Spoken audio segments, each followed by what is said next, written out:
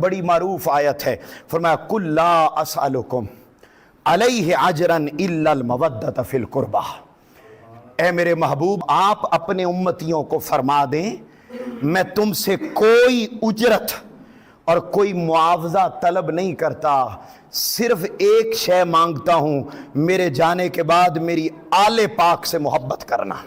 یہ آیت اس وقت نازل ہوئی کہ جب آقا علیہ السلام، چونکہ آپ جانتے ہیں آپ اس وقت تک گھر نہیں جاتے تھے جب تک آپ سارا مال غریبوں میں تقسیم نہ کر دیتے۔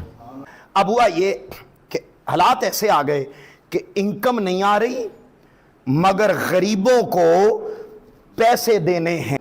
کچھ لوگوں نے فیصلہ کیا کہ ہمارے پاس پیسے ہیں، ہم کیوں نہ آقا علیہ السلام کی بارگاہ میں یہ پیسے لے جائیں، مال لے جائیں اور آقا علیہ السلام کو جا کے عرض کریں کہ یا رسول اللہ صلی اللہ علیہ وسلم یہ آپ ہماری طرف سے تحفتاً قبول کریں اور جن غریبوں کو دینے ہیں انہیں دے دیں۔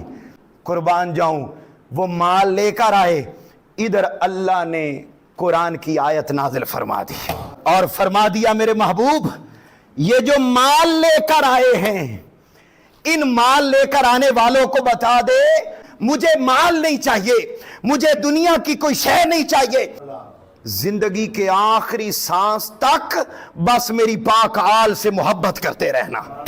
اچھا، لفظ محبت نہیں آیا، کیا آیا ہے؟ مودت۔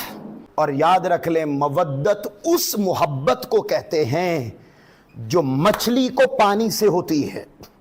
جس لمحے آپ مچھلی کو پانی سے نکالیں وہ زندہ رہتی ہے، بس ایسے ہی بندہ مومن کے لیے، کلمہ گو مسلمان کے لیے حضور کی پاک آل کی محبت اتنی زیادہ ضروری ہے کہ جب تک انسان زندہ رہے اس کے لیے ضروری ہے کہ حضور کی آل کے ساتھ محبت کرتا رہے۔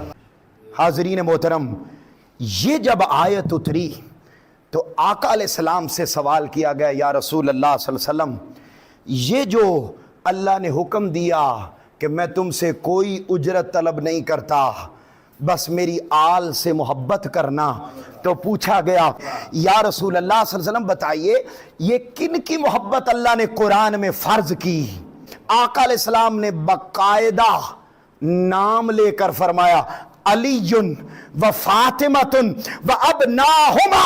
آقا علیہ السلام نے فرمایا وہ قرابت جن کی محبت اللہ نے قرآن مجید میں فرض قرار دے دی ہے ان سے مراد علی ہیں، فاطمہ ہیں اور ان کے دونوں بیٹے حسنین کریمین کی ذات۔